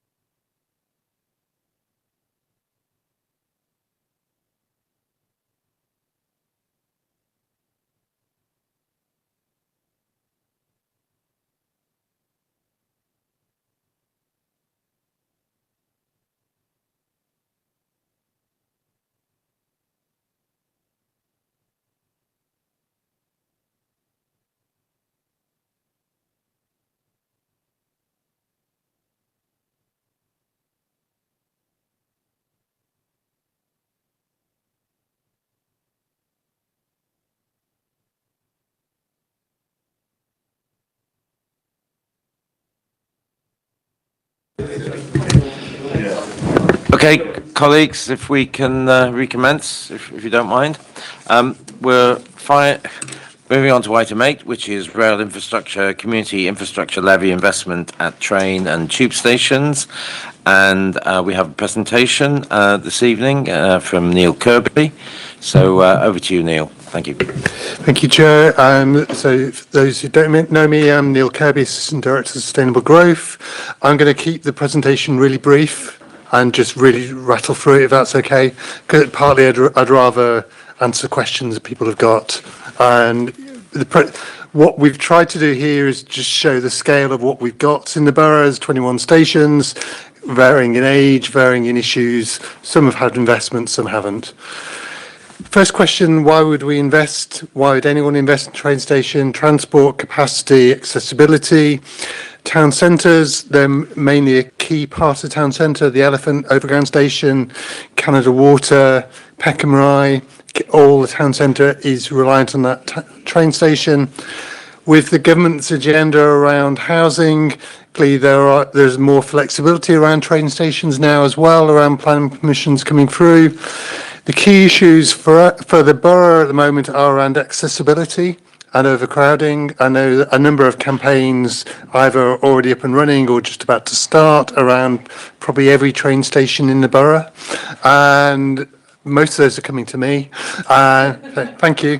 And it is where the council invests its money, which I think is what really we want to focus on tonight. So very quickly, the works to date. Some of the more glamorous ones everyone knows about, London Bridge, around about £1 billion worth of investment in London Bridge over the years and completely transformed the area since completed in about 2018. Blackfriars, major investment, created the southern entrance of Blackfriars, clearly linked to the developments going on in Bankside with the Tate and everything else. I think Blackfriars Station works really well. It's probably a bit underused at the moment, but obviously that's again another major investment. It's about 35 million went into Blackfriars in total, finished in 2012. Elephant and Castle. The Northern Line part of the Elephant Castle station, the council's invested over £70 million worth of strategic SIL into that. It is amazing down there. I've been around that as part of the station development. It's now incorporated into that, and it will completely transform what is a fairly poor quality station at the moment in terms of Northern Line entrance. Surrey Quays Canada Water opens this year, and new entrance, new access, new footbridge has come into Surrey Quays, will help serve Canada Water. Part of the investment has been a major contribution from British Land through Section 106 as part of Canada Water. Denmark Hill, as most people know, the second entrance put in to deal with overcrowding, major access for the hospitals in the area. I think a really successful scheme, really well delivered, actually delivered on time as well, which makes a change. So it's about £7.5 million worth into Denmark Hill, finished in 2021. So that isn't it, unfortunately. There is a lot more to do. So the programme, recent planning developments, the government assumption is yes to housing near train stations for obvious reasons, getting people not using cars, particularly in the borough, getting increased access via a train station. Peckham Rye is our key priority. At the moment, those who know Peckham Rye, issues about accessibility, issues about overcrowding, issue about the state of the building. It's the busiest transport interchange in the country without level access. Which is a key factor, and it's fairly appalling that it's in the state that it is. There's no lift access to any platform. There is a really well supported scheme which has got plan permission, which has got listed building consent, oven ready to go. It just needs about £45 million worth of government funding to enable that to happen. We hoped that was going to happen towards the end of last year. It then got paused by the government, unfortunately. We understand it's still a priority, and they've recently, Network Rail have announced they found £4 million in the interim to invest in the station to help deal with additional barriers and deal with some of the key issues affecting the users of the station. My focus is on that rather than the heritage value of the station at the moment. I'd rather improve how customers are dealt with there. Clearly at Peckham Rye, we've also got a new square being created directly in front of the station, so those buildings are being demolished. A very, very difficult scheme to take forward. It's taken 10 years so far since we got plan permission. It's just about to happen. We're just about to start demolition. Contractor on board, and that will transform the arrival in Peckham, which would be fantastic.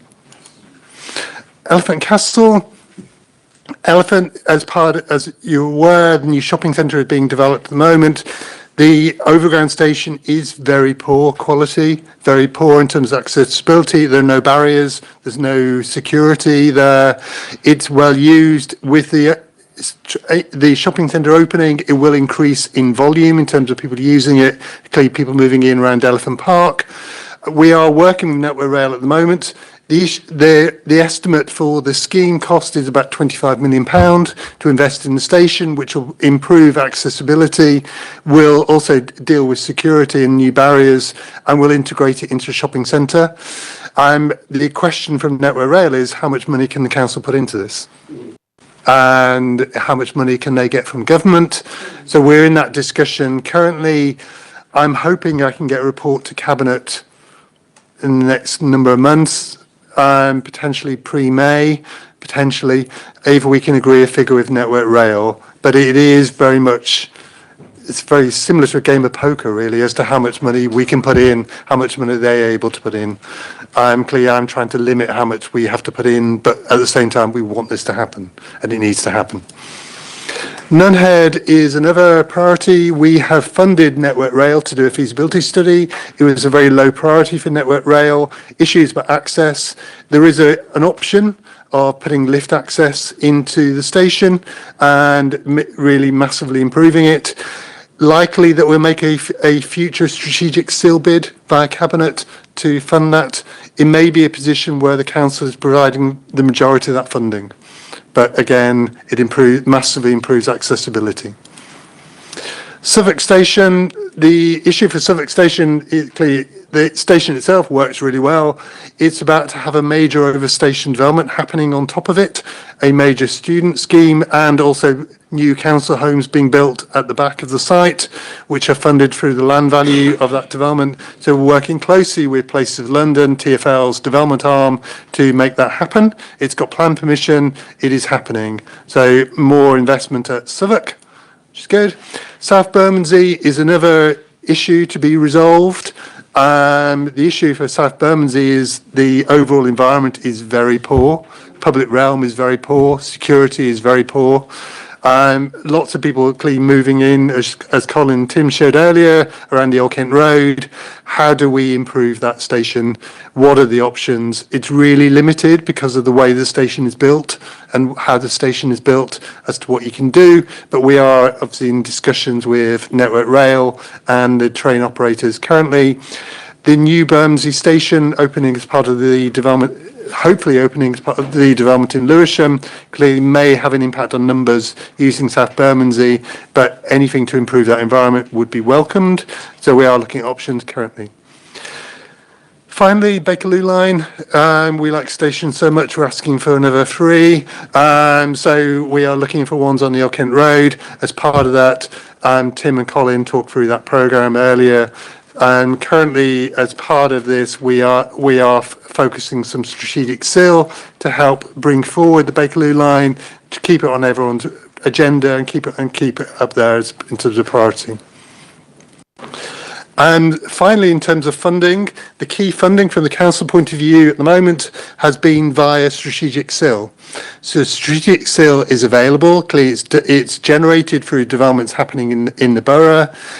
So far, we've invested in Peckham Rye Station, funded design work at Elephant, funded design work at Nunhead. Our assumption is we'll be funding other stations as well as part of that framework agreed by Cabinet last year. We continue to bring forward schemes at the time they're ready. That's it in terms of the presentation. Happy answering any questions anyone's got. That's wonderful. Thank you very much. I've already got a number of members with with their hands up, so I think I'll just go around the table. It's easier. So, Councillor Leeming. Thank you very much, Neil, for and I mean this with all sincerity, a fascinating presentation about stations. So I was disappointed to see though that there weren't any stations in the south of the borough mentioned, and I'm going to put my hat on, my Dulwich Village hat on right now. I mean, we have in and around Dulwich Village, we have East Dulwich Station, which, although accessible, doesn't have any lifts. It's got very steep ramps, so it's not fully accessible. We have North Dulwich Station, not accessible at all. Herne Hill is accessible. We have West Dulwich Station, not accessible. Sydenham Hills in the middle of nowhere. But what often, I say this with respect to the people who live in the Kingswood Estate, what people in Dulwich are genuinely absolutely complaining about is the lack of accessibility. And we do have, Councillor Newens and I have received quite a few inquiries over the last few years about the lack of accessibility at those stations. And also not merely accessibility at North Dulwich, but the crowded entrance and the fact that there's only one Oyster card thingamajig when you've got a secondary school around the corner. In fact, three secondary schools within about half a mile, which means that some people are missing trains because they actually can't get in and out of the station in the morning. So, I mean, I think I'd like to see a focus on the south of the borough, especially when people are complaining about low P-TAL levels. So then the other question is, I'm intrigued to find out more about the fact that we have been funding feasibility studies, because Network Rail have come back to us and suggested that if the council were to fund a feasibility study at North Dulwich, then that might advance it. And we had automatically thought that we shouldn't be doing that. So it's interesting to find that actually we have already done that. So if you can give us a bit more information on how we might go about funding an accessibility feasibility study for accessibility at North Dulwich Station, I'd be very grateful. Thank you. Thank you. So North Dulwich Station has bubbled up fairly recently in terms of profile. As I mentioned earlier, accessibility is a major issue across all our stations, and it's where do you start, where do you invest? Clearly, Peckham Rye is the current key priority, and then the Elephant. We have put money into Nunhead in terms of feasibility because Network Rail had no money. They are asking us currently, can we put some money into putting a business case together for Elephant Castle, which, from my point of view, doesn't actually make any sense why they aren't doing it themselves, but that it's just about level of funding available for the rail network, unfortunately. So in terms of North Dulwich, I think we do need to look at it. I'm very aware of that. I've seen the crowds of students going to the two charter schools, for example, in the morning, and how many people are using North Dulwich. We need to look at it. We need to develop a brief with Network Rail and transport operators, and then I'm happy then looking as to what's the cost of feasibility to take it forward and putting a case to Cabinet to have it funded in the same way as we did for Nunhead, the same way as we have for Elephant Castle. Thank you. I will follow up on that. And then just very briefly, we had a meeting with Helen Hayes MP about this recently, and she maintains that her constituency has more stations than any other constituency in the UK in it. So I know that she will be very interested in this from a parliamentary point of view as well. Councillor Johnson. Thank you, Chair. It was a quick question about Elephant and Castle, because I was lucky one day to go on a tour of the down into where the tube station will be and in the area. So when I did that, which was quite a while ago, my understanding was that it was nearly good to go down there in terms of fitting it out, but they was waiting for TfL to find the funding to do it. Do we know how soon, if TfL are going to be doing it soon? Because obviously the quicker it's open, the better it is for everyone, including the whole area and the other developments there. But then also when we did that, had that conversation, and I think I'm assuming this is the bit from Elephant Park, this view, isn't it? But on the other side, where you've got the arches and where I suppose the shopping centre part will be, there was talk there about having an access to the station by the railway arches, and that would obviously help with the accessibility issue. So is that not, I assumed when I had that conversation that was part of the plan, but is that still part of the plan? It is part of the plan, and I think the image actually shows it from that side. To be honest, I would just double check that image. But it is definitely part of the plan. There would be the two entrances. There would be the entrance on. So this is the entrance from that side. So this is from Elephant Road, I think it is. And so that's what the CGI shows, is Elephant Park in the front and then the new station behind it. So that's exactly the plan. My understanding, the station box has been handed over by the contractor to TfL. TfL are just about to start doing work fitting it out. So the funding, as far as I'm aware, is in place. I haven't been asked, but I probably would have a view about us putting additional funding in, given how much we've already put into that station box. But my understanding is it's funded and they are working up that scheme. There's a compound, I think, ready to go in next to the Faraday Monument fairly soon for TfL contractors to start doing work. Great. Thank you very much. Councillor von Wiese.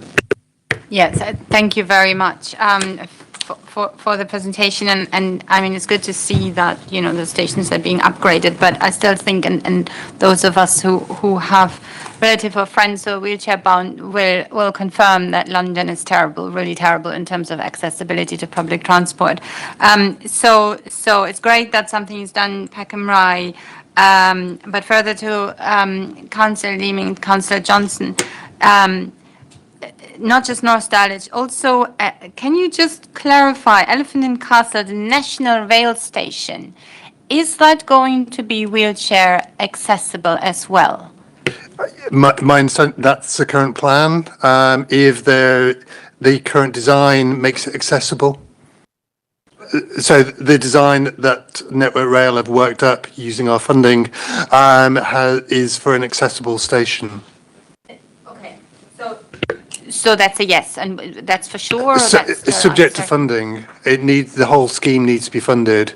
So part of that is how much are the council able to put in, and how much are Network Rail or the DFT or the Treasury able to put in to enable that scheme to happen. But there is a design which enables the station to be accessible. And when will we know that? As soon as I can agree a figure with Network Rail. We're in those discussions. Currently, they are just about to start doing their proper business case, which will identify how much money is needed. Clearly, they're looking in terms of revenue, which can be generated from additional passengers, etc. The council doesn't get any of that revenue, which is why equally we need to be very cautious about how much money we put into it. But I would anticipate within the next 6 months we should know what that figure looks like. Okay, thank you. Councillor Brown. Thanks, Neil. I'm particularly interested in South Bermondsey Station. So I've got a few questions, actually. First of all, I wondered whether the order in which the stations appear in the document represent the priority. And I think I heard you say about Nunhead that Network Rail aren't particularly, well, they're not prioritising that. Is that the same for South Bermondsey? And if it is lower priority, why?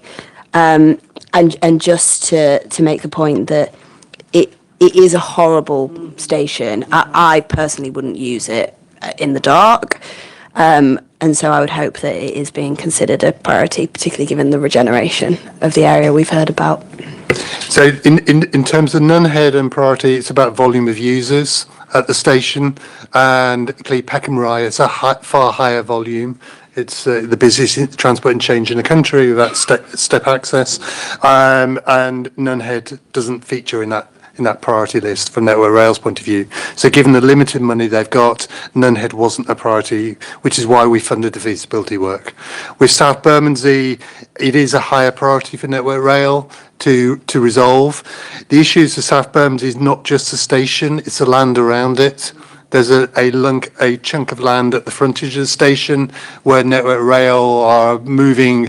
They moved some people from a site in Bankside. They used to have their offices where Timber Square has been developed by Landsec. They've moved some people over there already. They are looking to develop some bits of that frontage. So South Bermondsey would be a higher priority moving forward. We just currently haven't yet got an option. It's a bit more limited in design as to what you can do there about accessibility, just because of how the station is built, and it's built into it, almost built into an embankment down there, so it is quite constrained. But there must be ways of improving it. So again, we're talking to Network Rail about, do we need to put a bit of money in to bring forward that design? Given the volume of new people moving in around the Old Kent Road and the wider area, clearly it's going to be a heavily used station if it's not already. Thinking about the funding piece, are we speaking with Lewisham as well? We will be speaking to Lewisham once we know a bit more what it is. Lewisham have approached us about New Bermondsey Station as to whether we would put money into that, which is a new development in Lewisham, the overground station. And currently the council position is no, because it's in Lewisham. But it's the issue about borough boundaries. To most people living in the area, borough boundary doesn't mean very much. But equally, that station hopefully will be funded from the development moving forward when and if it ever moves forward. It has been talked about for a number of years. But at the moment, we're not putting money into that. Whether Lewisham would put money into South Bermondsey, I don't know. I think we can certainly have that conversation with them, but we broadly need a scheme developed first that we can then have those conversations around. We haven't yet got that. Just one more quick one then. Do you think if we help to fund theirs, they might help to fund ours? I don't know whether it always works that way, but I think if we were to do it, we'd clearly have that very heavily well recorded. But I think it's more just about how these schemes happen and where does the funding come from at the end of the day. New Bermondsey has a major development around it. There's a lot of money around that development. There's a lowish level of affordable homes being built as part of that development. We're looking at a far higher level on our boundary in Southwark currently. So it's a trade off between the two. But clearly we can have that conversation, but I think we need to get to a scheme first. What we probably need to do is to brief both South Bermondsey and Old Kent Road councillors on where that scheme's got to. And it's probably a while since we've talked it through with you. Better get that in the diary quick. Are there any other questions to Neil? No? Can I just ask about Southwark Station? You mentioned there that the student development above. And will the money from that be invested in the station? The way that scheme works is we get 3 council homes as a result of it. So we get 40 odd council homes built as part of the scheme. As we've done an arrangement with TfL whereby our land value is all wrapped into the scheme and we get a level of new council homes built. My understanding is there's no actual investment in the station. It doesn't need any investment as far as I'm aware. I think it's big enough. I think it's got escalators. I think it works. There are some very limited changes internally to the station to enable things to be built on top of it. The station has now been listed as well. So they've been looking recently at some revisions to the plan to take account of the listing, but as far as I know, there's no actual investment in the station. I just wanted to double check because it wasn't quite clear from what you said before, and obviously it sort of alerted me to the fact that, well, it shouldn't need any investment anyway. So, yeah, okay, good. Right, okay, well, I think we've exhausted that. So thank you very much, Neil. I appreciate it. Move on to item 9 now, which is the work programme. As you can see, it's on the agenda papers there. We have the 2 budget meetings coming up at the end of the month, and we'll have another meeting in March. Potentially, I put one in the diary for February in case we run over on particular items, but keep my fingers crossed where we won't need that.